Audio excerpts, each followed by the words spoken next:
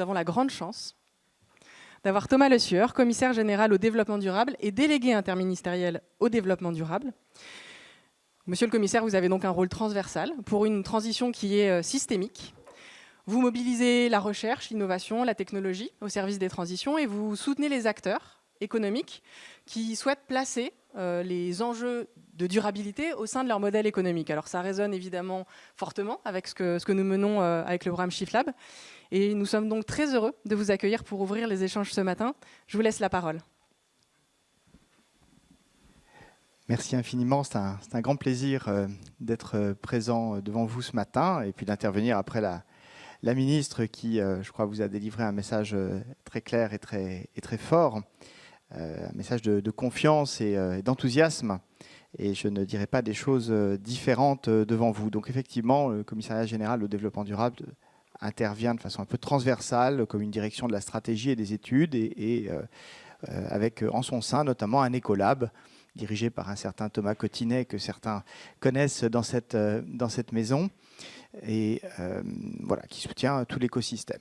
Je voudrais vous dire quelques mots pendant ce petit temps qui m'est donné au début de votre journée et de ces travaux sur ce magnifique thème que vous avez choisi autour du design au service de l'impact pour vous redonner quelques éléments de cadre, parce que ce cadre évolue et il est complexe, sur la loi climat et résilience et finalement ce que porte le ministère de la Transition écologique et au fond l'ensemble de notre société.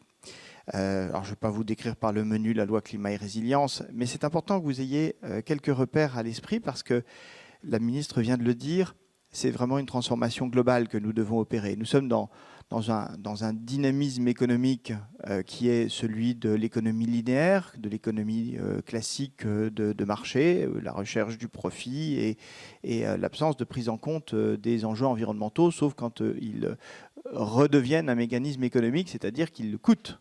Tant que ça ne coûte pas, tant que c'est gratuit, l'environnement, eh bien, on n'en tient pas compte dans les mécanismes économiques. Et c'est tout ça que nous devons changer. Ça a commencé avec la fiscalité, avec des normes, avec les instruments de l'action publique, pour réinternaliser les enjeux environnementaux et au passage aussi des enjeux sociaux, parce que c'est ça le développement durable, c'est équilibrer, prendre en compte, trouver la voie de passage entre l'économique, le social et l'environnemental.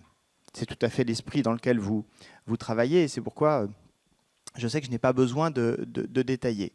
Mais en quoi est-ce que cette loi climat et résilience apporte des éléments nouveaux? Elle est originale, cette loi, parce que on pourrait débattre pour savoir si elle est suffisamment efficace, ambitieuse, avancée. Bien entendu, tous ces débats sont légitimes. Mais je veux insister sur sa caractéristique première, c'est d'être issue de la Convention citoyenne pour le climat et de porter de façon transversale l'enjeu de la transition.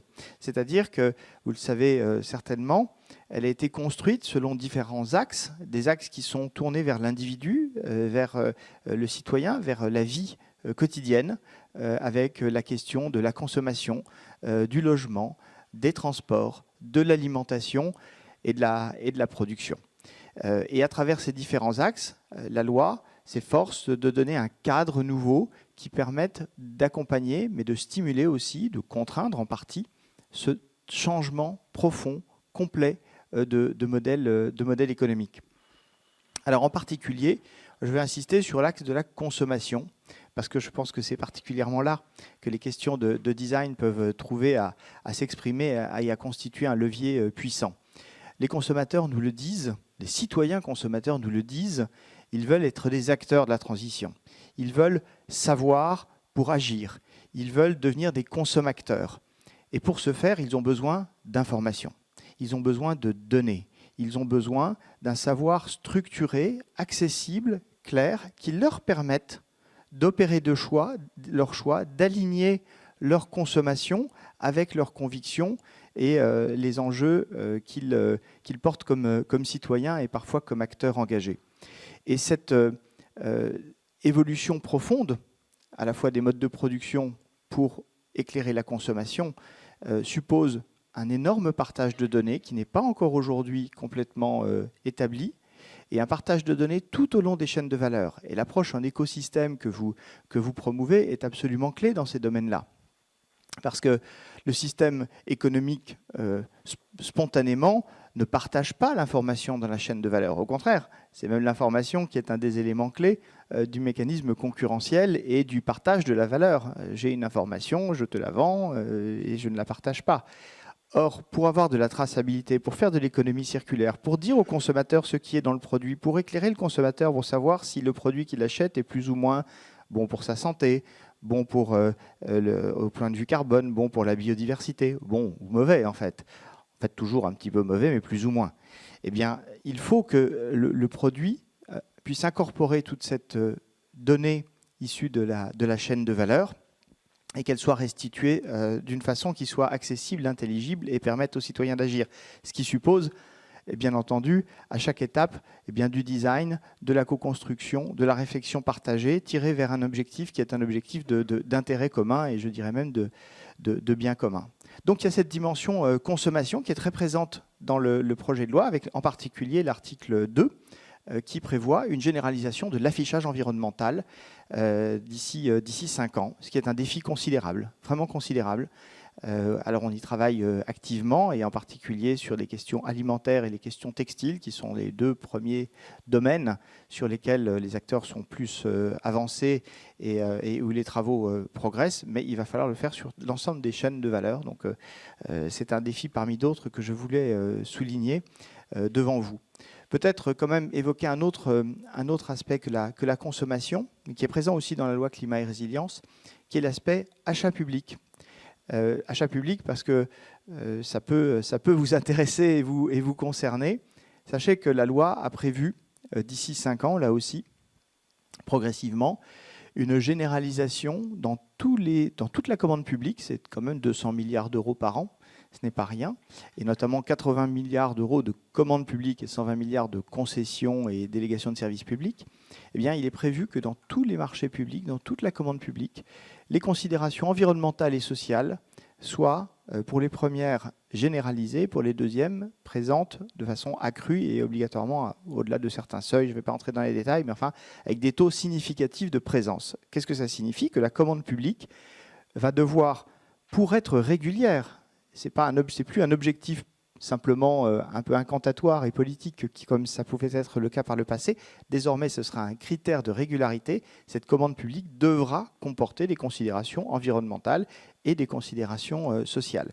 Donc c'est un levier qui est nouveau, même si dans son principe, il n'est pas totalement révolutionnaire. Dans son ampleur, il est considérable, qui va nous conduire dans les prochaines années à injecter, si j'ose dire, des dimensions de durabilité dans la commande publique, beaucoup plus que par le passé.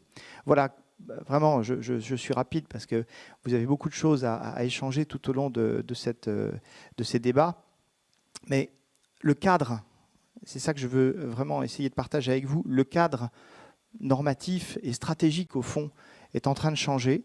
Les entreprises en ont conscience, ce n'est pas nouveau, mais l'intensité de cette prise de conscience, la traduction dans les pratiques et dans les réflexions stratégiques des entreprises prend de l'ampleur, et les objectifs climatiques, en particulier de biodiversité de la France, que la ministre a évoqué à travers la référence aux travaux du GIEC et de l'IPBES, eh bien, ne cessent de s'accroître avec, au niveau européen, vous le savez certainement, un rehaussement des objectifs de réduction des émissions de gaz à effet de serre qui devait être réduit de 40% en 2030 par rapport à 1990.